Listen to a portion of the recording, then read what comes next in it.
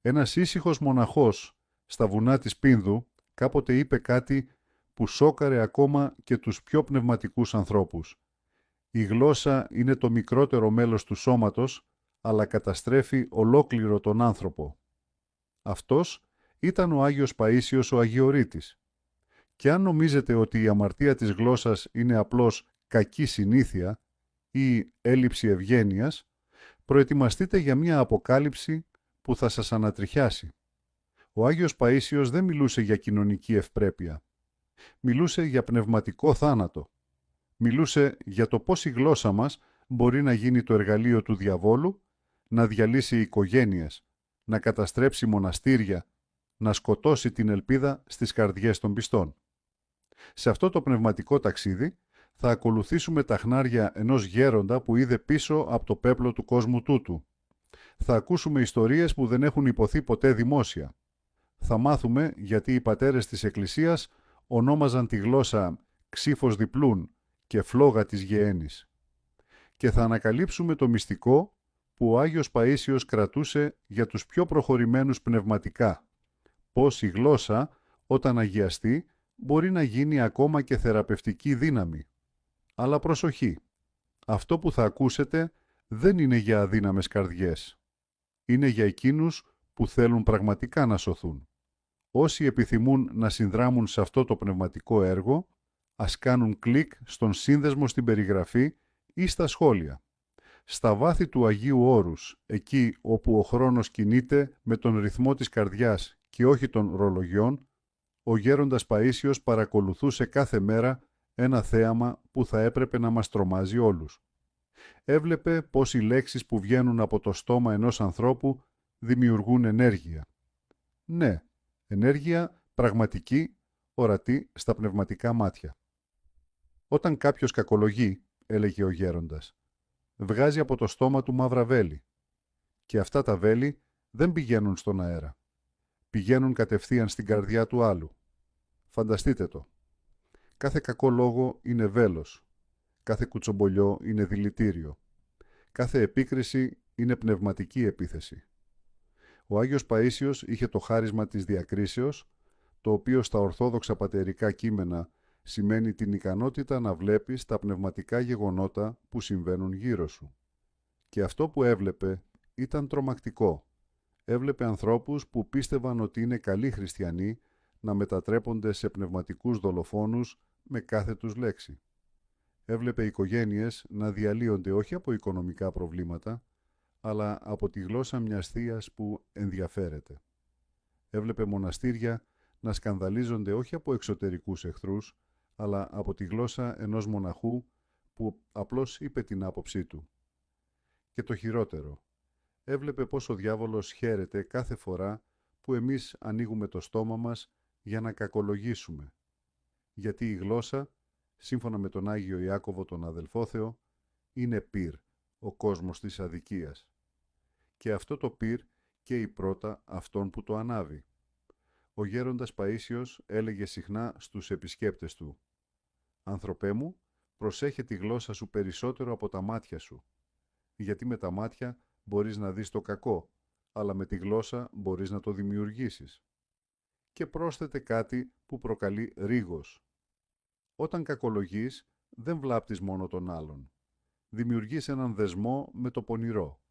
Και αυτός ο δεσμός είναι πιο δυνατός από ατσάλι. Σκεφτείτε το. Κάθε κακολογία είναι προσευχή προς το σκοτάδι. Κάθε κουτσομπολιό είναι θυσία στον εχθρό. Και ο Άγιος Παΐσιος το είδε αυτό με τα ίδια του τα μάτια. Είδε πως οι άνθρωποι που κακολογούσαν συστηματικά άλλαζαν. Το πρόσωπό τους σκοτίνιαζε. Η παρουσία τους γινόταν βαριά. Και κάτι ακόμα πιο τρομακτικό. Έχαναν την ειρήνη τους. «Όποιος κακολογεί», έλεγε ο γέροντας, «δεν θα βρει ποτέ ησυχία. Γιατί το πνεύμα που αφήνει να μπει μέσα του, μέσω της κακολογίας, δεν φεύγει εύκολα. Κάνει πάρτι στην ψυχή του ανθρώπου». Και τότε αφηγούνταν μία ιστορία που ελάχιστοι γνώριζαν. Ένας νέος μοναχός, γεμάτος ζήλο, είχε έρθει κάποτε στο κελί του. Ο μοναχός αυτός κακολογούσε συνέχεια τους άλλους αδελφούς, πιστεύοντας ότι απλώς λέει την αλήθεια. Ο γέροντας τον άκουσε υπομονετικά και μετά του είπε «Παιδί μου, ξέρεις τι κάνεις. Κάθε φορά που κακολογείς, βάζεις ένα τούβλο στον τοίχο που σε χωρίζει από τον Χριστό. Και αυτός ο τοίχος μεγαλώνει, μέχρι που μια μέρα δεν θα βλέπεις καθόλου το φως». Ο μοναχός γέλασε. Είπε ότι ο γέροντας υπερβάλλει, αλλά ο γέροντας ήξερε. Και πράγματι, μετά από λίγα χρόνια, αυτός ο μοναχός είχε γίνει τόσο πικρός, τόσο σκοτεινός, που κανείς δεν μπορούσε να του μιλήσει. Είχε χτίσει τον τοίχο του και κανείς, ούτε καν ο ίδιος, μπορούσε πλέον να τον γκρεμίσει. Αυτή είναι η αμαρτία της γλώσσας. Δεν είναι απλώς κακή συμπεριφορά. Είναι απομόνωση από τον Θεό. Είναι πνευματικός θάνατος με αργό ρυθμό. Και ο Άγιος Παΐσιος μας καλεί να την δούμε με τα μάτια της ψυχής, πριν να είναι πολύ αργά. Στα χρόνια που ο γέροντας Παΐσιος υπηρετούσε στο στρατό, κατά τη διάρκεια του εμφυλίου πολέμου, είδε κάτι που σημάδεψε την ψυχή του για πάντα. Είδε πως η γλώσσα μπορεί να είναι πιο θανατηφόρα από τα όπλα. Ήταν στη μονάδα του όταν άκουσε δύο συστρατιώτες να μιλούν για έναν τρίτο. «Αυτός είναι κομμουνιστής», είπε ο ένας. «Το ξέρω, τον είδα να μιλάει περίεργα», πρόσθεσε ο άλλος. Ο γέροντας, τότε ακόμα νέος Παΐσιος, προσπάθησε να τους σταματήσει. «Αδέλφια», τους είπε, «προσέχετε, δεν ξέρετε τι λέτε». Αλλά εκείνοι γέλασαν. Την επόμενη μέρα, ο συστρατιώτης που κακολογήθηκε βρέθηκε νεκρός. Όχι από εχθρικά πυρά, από φίλια, γιατί κάποιος άκουσε το κουτσομπολιό και αποφάσισε να προστατεύσει τη μονάδα. Ο γέροντας έλεγε αυτή την ιστορία με δάκρυα στα μάτια. «Μία λέξη», έλεγε. «Μία μόνο λέξη μπορεί να σκοτώσει. Και όχι μόνο το σώμα, την ψυχή». Αυτή η εμπειρία τον οδήγησε να μελετήσει βαθύτερα τους πατέρες της Εκκλησίας και ανακάλυψε κάτι που σοκάρει. Ο Άγιος Ιωάννης ο Χρυσόστομος, ο Χρυσοστόμος δάσκαλος της Ορθοδοξίας, είχε πει «Η γλώσσα είναι χειρότερη από τη μοιχεία, γιατί η μοιχεία είναι αμάρτημα του σώματος, αλλά η κακολογία είναι αμάρτημα της ψυχής». Σκεφτείτε το βάρος αυτών των λέξεων. Ο Χρυσόστομος, που έζησε σε καιρούς ακραίας ηθικής παρακμής, θεωρούσε τη γλώσσα πιο επικίνδυνη ακόμα και από τις σαρκικές αμαρτίες. Γιατί? Ο γέροντας Παΐσιος εξηγούσε. Η σαρκική αμαρτία είναι σαν τη φωτιά που καίει έξω. Βλέπεις τις φλόγες, προσπαθείς να σβήσεις. Αλλά η αμαρτία της γλώσσας είναι σαν τη φωτιά που καίει μέσα στους τοίχους. Δεν βλέπεις τίποτα, μέχρι που το σπίτι καταραίει. Και πράγματι, πόσες οικογένειες έχουν καταρρεύσει έτσι. Πόσες φιλίες έχουν τελειώσει όχι από κάποιο μεγάλο επεισόδιο, αλλά από μία λέξη που υπόθηκε εν τη ρήμη του λόγου. Ο γέροντας είχε έναν κανόνα που τον ακολουθούσε πιστά. Ποτέ, μα ποτέ, να μην πιστέψεις το πρώτο κουτσομπολιό που ακούς. Και ποτέ να μην το μεταφέρεις. Αν κάποιος σου πει ότι ο Δίνα είναι κλέφτης, έλεγε, μην το πιστέψεις. Αν στο πουν δεύτερος, μην το πιστέψεις. Αν στο πουν τρίτος, πήγαινε και ρώτα τον ίδιον. Και αν είναι αλήθεια, κλάψε για εκείνον, μην το πεις πουθενά. Αυτή είναι η ορθόδοξη παράδοση. Δεν είναι αφέλεια. Είναι πνευματική σοφία. Γιατί ο διάβολος δουλεύει με τη γλώσσα και δουλεύει πολύ καλά. Ο γέροντας έλεγε ότι ο πονηρός έχει 3 αγαπημένα εργαλεία. Την υπερηφάνεια, την κατάκριση και το ψέμα. Και τα 3 δουλεύουν με τη γλώσσα. Όταν κατακρίνεις, νομίζεις ότι είσαι ανώτερος. Υπερηφάνεια. Όταν κακολογείς, νομίζεις ότι λες την αλήθεια. Ψέμα. Όταν κουτσομπολεύεις, νομίζεις ότι ενδιαφέρεσαι. Και τα 2 μαζί. Και τότε αφηγούνταν μία άλλη ιστορία, από τα χρόνια του στο Άγιον Όρος. Ένας γνωστός του, πνευματικός άνθρωπος, είχε έρθει να τον επισκεφτεί. Κατά τη διάρκεια της συζήτησης, άρχισε να κακολογεί έναν κοινό τους γνωστό. Ο γέροντας τον διέκοψε απότομα. «Σταμάτα. Τώρα». Ο επισκέπτης εξεπλάγει. «Γέροντα, αλλά είναι αλήθεια αυτά που λέω». «Μπορεί να είναι αλήθεια», απάντησε ο γέροντας. «Αλλά εσύ τώρα κάνεις κάτι χειρότερο από αυτόν που κακολογείς. Εκείνος μπορεί να έκανε ένα λάθος. Εσύ καταστρέφεις την ψυχή σου με το να το λες. Ο επισκέπτης έφυγε προβληματισμένος, αλλά μετά από λίγο καιρό επέστρεψε να ευχαριστήσει τον γέροντα, γιατί είχε καταλάβει. Η αμαρτία του άλλου ήταν μια στιγμή αδυναμίας. Η δική του αμαρτία, η κακολογία, ήταν επιλογή. Και οι επιλογές φτιάχνουν τον χαρακτήρα. Ο Άγιος Παΐσιος τελείωνε πάντα αυτές τις συζητήσεις με μια προειδοποίηση που ανατριχιάζει. Να ξέρεις, όταν στεκόμαστε μπροστά στον φοβερό βήμα, δεν θα μας κρίνουν μόνο για τα δικά μας λάθη. Θα μας κρίνουν και για όσα είπαμε για τους άλλους, και αυτή η κρίση είναι αυστηρότερη, πολύ αυστηρότερη. Στο κελί του Τιμίου Σταυρού, εκεί όπου ο γέροντας Παΐσιος πέρασε τα περισσότερα χρόνια της ζωής του, υπήρχε μια σιωπή που δεν ήταν απλώς απουσία ήχου. Ήταν παρουσία. Παρουσία του Θεού. Και ο γέροντας έμαθε να διακρίνει πότε αυτή η σιωπή διαταράσσεται. Όταν κάποιος μιλάει πολύ, έλεγε, δεν ακούει το Άγιο Πνεύμα. Το Άγιο Πνεύμα μιλάει με σιωπή. Και εμείς κάνουμε φασαρία για να μην το ακούσουμε. Αυτή ήταν η βαθύτερη διδασκαλία του για τη γλώσσα. Δεν ήταν απλώς μην κακολογείς. Ήταν μάθε να σιωπάς για να ακούσεις τον Θεό. Ο γέροντας είχε ένα πνευματικό παιδί, τον Αρσένιο, που είχε πρόβλημα με τη γλώσσα του. Μιλούσε συνεχώς, κουτσομπολεύει, κακολογούσε. Ήρθε κάποτε στον γέροντα απελπισμένος. «Γέροντα, προσεύχομαι, κάνω μετάνοιες, αλλά δεν μπορώ να κρατήσω το στόμα μου κλειστό. Τι να κάνω?» Ο γέροντας τον κοίταξε με αγάπη και του είπε, «Παιδί μου, θα σου δώσω μια άσκηση. Δεν είναι εύκολη, αλλά αν την κάνεις θα γιατρευτείς». Η άσκηση ήταν απλή στην περιγραφή, αδύνατη στην εφαρμογή. Για 30 μέρες ο Αρσένιος έπρεπε να μιλάει μόνο όταν ήταν απολύτως απαραίτητο και όταν μιλούσε μόνο καλά λόγια. Ο Αρσένιος γέλασε. 30 μέρες, γέροντα, δεν μπορώ ούτε 30 λεπτά. Τότε, είπε ο γέροντας, να ξέρεις ότι προτιμάς την αμαρτία από τη θεραπεία. Και αυτή είναι η χειρότερη αμαρτία, να προτιμάς την αρρώστια. Ο Αρσένιος δέχτηκε και οι πρώτες μέρες ήταν κόλαση. Ένιωθε φαγούρα στο στόμα. Ένιωθε την ανάγκη να πει κάτι, οτιδήποτε, αρκεί να μιλήσει. Ένιωθε ότι αν δεν μιλήσει θα πεθάνει. Αλλά ο γέροντας τον ενθάρρυνε. Αυτή η φαγούρα είναι το πάθος που φεύγει. Μην το ξύσεις. Άσε το να φύγει μόνο του. Και πράγματι, μετά από 10 μέρες, ο Αρσένιος άρχισε να νιώθει κάτι παράξενο. Άκουγε περισσότερο. Όχι με τα αυτιά του, με την καρδιά του. Άκουγε τις λέξεις πίσω από τις λέξεις. Άκουγε τον πόνο των ανθρώπων που προηγουμένως κακολογούσε. Άκουγε τη δική του μικρότητα. Και μετά από 20 μέρες συνέβη κάτι απρόσμενο. Ήταν σε μία συνάθρηση και κάποιος άρχισε να κακολογεί έναν φίλο του. Ο Αρσένιος άνοιξε το στόμα του να συμφωνήσει από συνήθεια.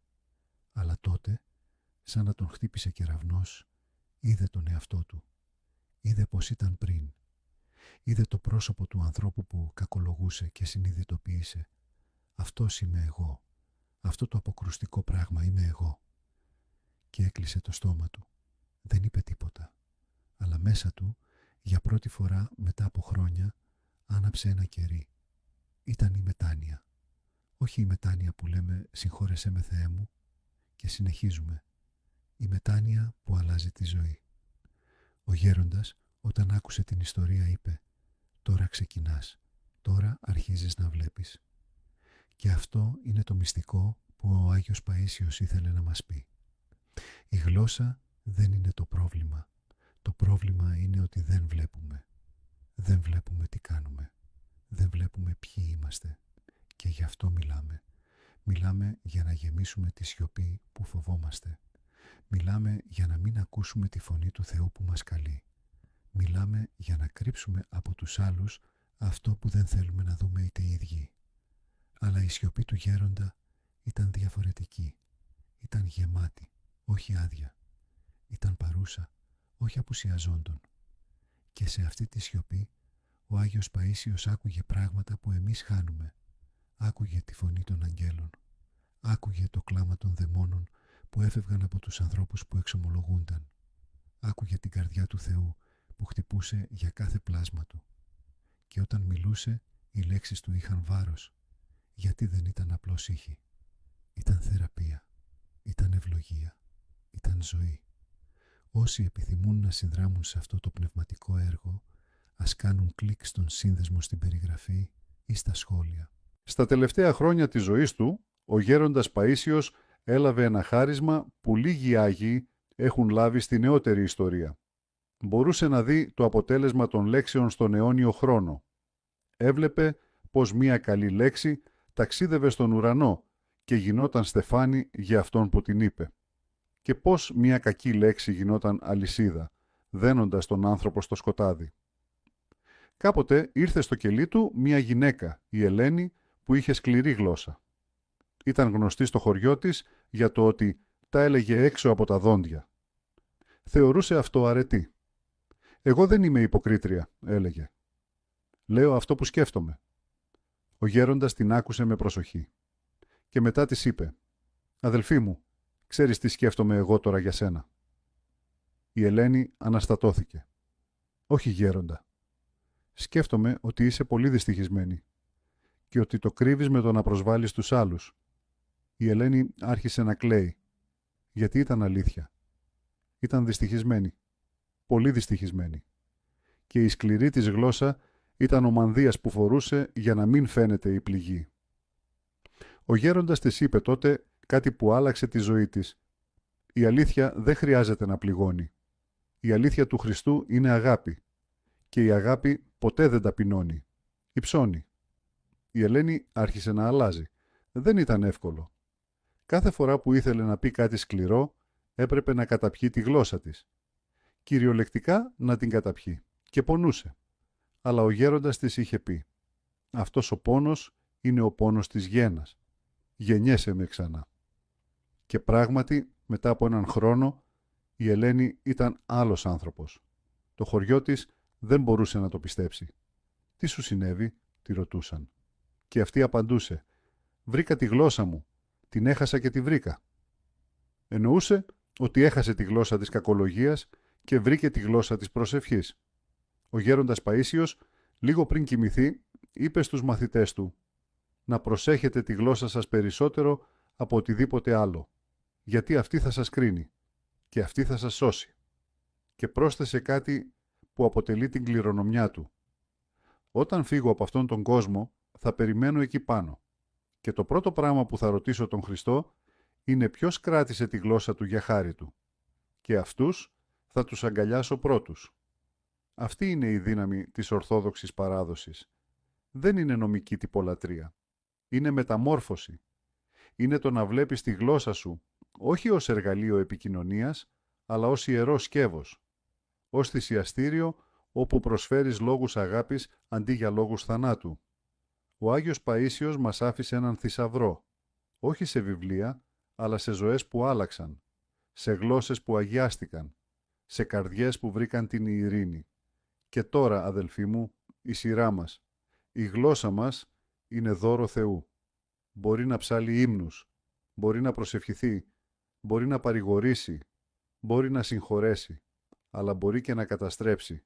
Η επιλογή είναι δική μας και η επιλογή αυτή καθορίζει την αιωνιότητά μας. Ο γέροντας κοιμήθηκε, αλλά η φωνή του ακούγεται ακόμα. Ακούγεται στις καρδιές που προσέχουν, στις γλώσσες που σιωπούν, στις ψυχές που αγαπούν. Και μας καλεί. Μας καλεί να είμαστε προσεκτικοί, να είμαστε σιωπηλοί, να είμαστε αγίοι, γιατί στο τέλος δεν θα μας κρίνουν από τα λεφτά που κερδίσαμε, από τις δουλειές που κάναμε, από τα σπίτια που χτίσαμε. Θα μας κρίνουν από τις λέξεις που είπαμε και από αυτές που δεν είπαμε, αλλά θα μπορούσαμε. Από τη σιωπή μας όταν έπρεπε να μιλήσουμε αγάπη και από τη σιωπή μας όταν θέλαμε να μιλήσουμε κακία. Αυτή είναι η κληρονομιά του Αγίου Παϊσίου. Αυτή είναι η πρόκληση. Αυτή είναι η σωτηρία μας.